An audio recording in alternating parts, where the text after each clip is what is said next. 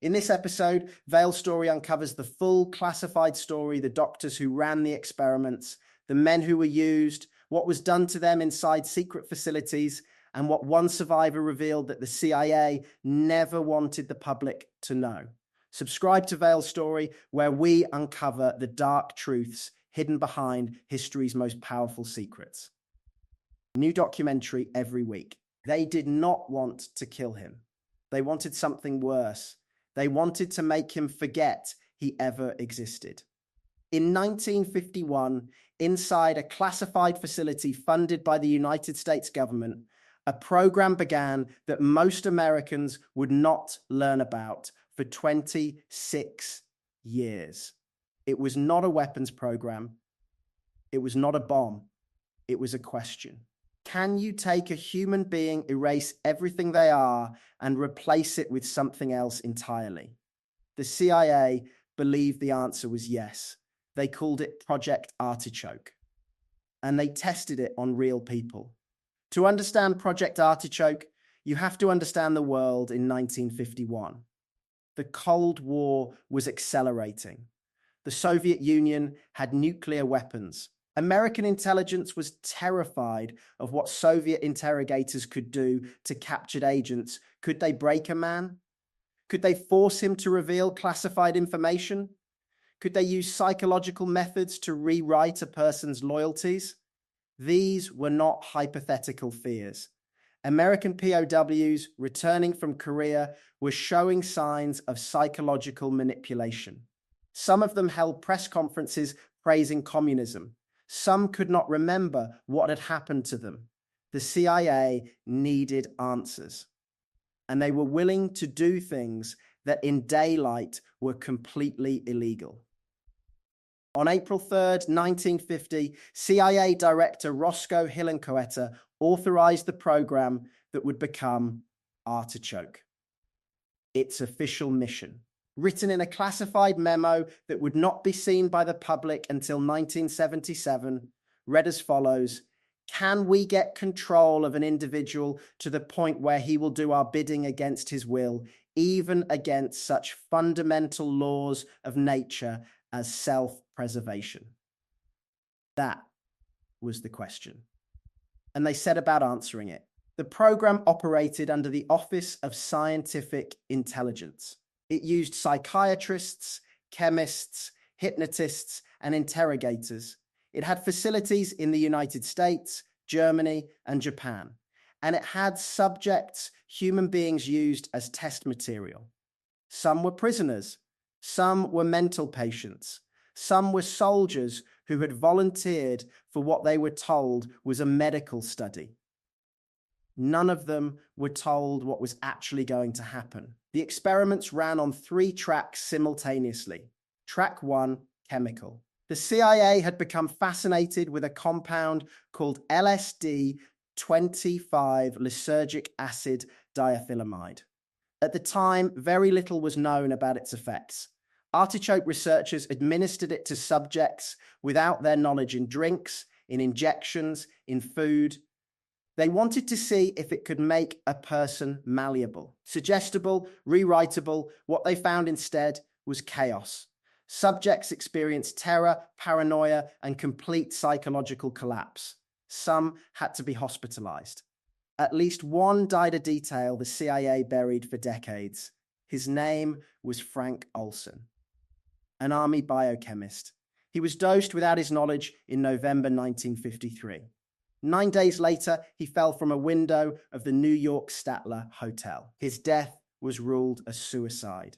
His family was not told the truth for 22 years. Track 2, hypnosis. Artichoke researchers believed they could use hypnosis to create what they called an amnesia barrier. The idea was to instruct a subject while under hypnosis to perform an action and then wipe their memory of having been hypnotized. The subject would carry out the instruction with no conscious knowledge of having received it. In classified documents, this was referred to as creating a Manchurian candidate. The experiments included instructing hypnotized subjects to become violent, to carry weapons, to deliver messages they could not consciously recall receiving. Whether any of this actually worked remained classified. Track 3, Isolation and Sensory Deprivation. This was the most disturbing track. Subjects were placed in complete darkness, complete silence, no food, no human contact, for days at a time. The goal was to break down the psychological architecture of identity, to destroy a person's sense of self so thoroughly that a new identity could be constructed in its place. One classified document from 1952 described the target state as complete psychological regression. Subject no longer functions as an autonomous individual, awaiting reconstruction. These were human beings, and now the man they could not break. His name in the declassified documents appears only as Subject 7. He was 31 years old, a former military officer. He was recruited under false pretenses, told he was participating in a study on stress resistance. He was subjected to all 3 tracks simultaneously over a period of 19 days. When the experiment ended, Subject 7 was, in the words of the official report, not successfully processed. He retained his identity. He retained his memories. He retained the ability to describe in accurate detail every procedure that had been performed on him. They released him. They monitored him. They hoped he would stay silent. He did. For 24 years. Then in 1977, the Senate Select Committee on Intelligence opened hearings on CIA programs. Thousands of documents were released.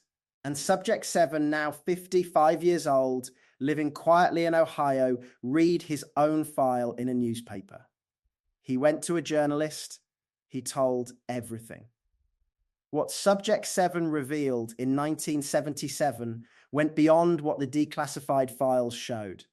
He described something the documents did not contain.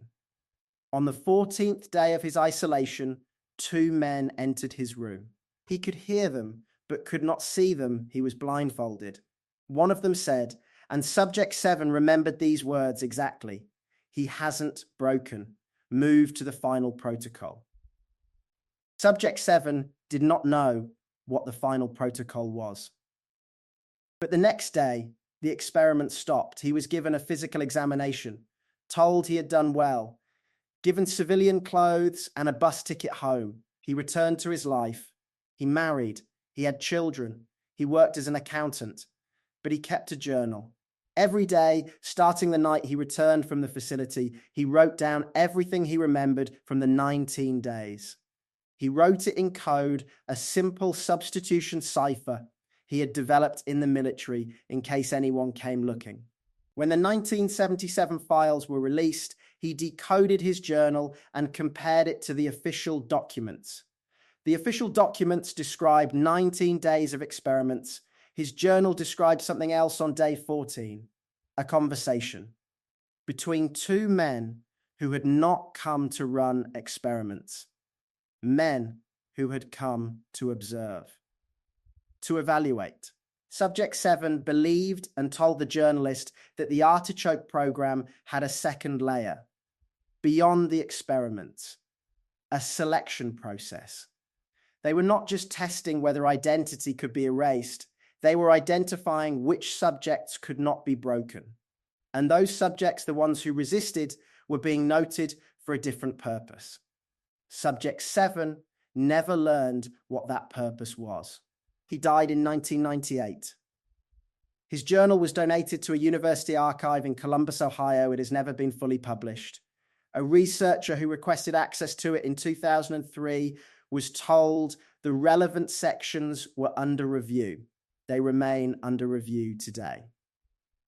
I have thought about this story for a long time, and I have come to 3 possible conclusions. First conclusion: Project Artichoke was a failed experiment in an era of institutional paranoia. The Cold War produced irrational fear and illegal overreach. The experiments failed to achieve their goals. Subject 7's account, while credible, may reflect a traumatized mind trying to construct meaning from a chaotic and brutal experience. There was no second layer. There was no selection process. There was only a scared government doing terrible things in the dark. Second conclusion. Project Artichoke succeeded in ways the public has never been told. The declassified documents represent a fraction of what actually happened. The subjects who failed, who could not be broken, were the most valuable finding of the entire program. Not a vulnerability, a capability. And the men who came on day 14 were not observers, they were recruiters. Third conclusion. The truth is simpler and darker than either of the above.